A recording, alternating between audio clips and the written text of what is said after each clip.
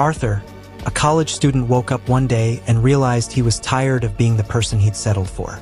He was a someday person. Someday he'd get fit. Someday he'd learn that language. Someday he'd stop feeling like a spectator in his own life. The problem with someday is that it's a desert island where nothing actually grows. So he decided to change his daily routine.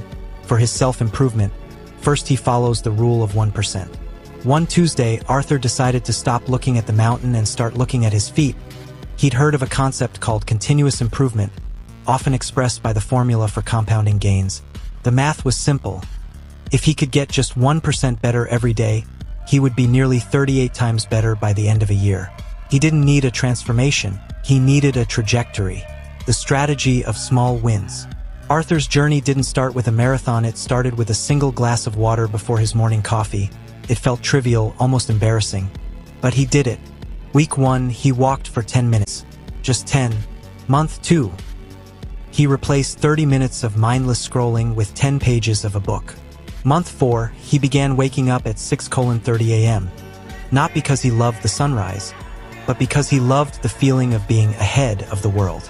The dip. About 6 months in, the novelty wore off, he hit the dip. That stagnant middle ground where the initial excitement is gone, but the big results haven't arrived yet. He felt like he was working hard just to stay in the same place. He almost quit, but then he remembered, motivation gets you started, but systems keep you going. He stopped relying on how he felt and started relying on what he did. He showed up on the days he hated it. The transformation.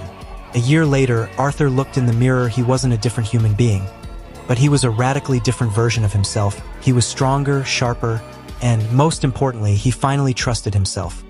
He had kept the promises he made to the man in the mirror. Self-improvement wasn't an event. It was the quiet, relentless accumulation of yes, when his comfort zone screamed, no. The lesson: you don't need a grand plan to start, you just need to be slightly better than the person you were yesterday. Please like, comment, share if you liked the video.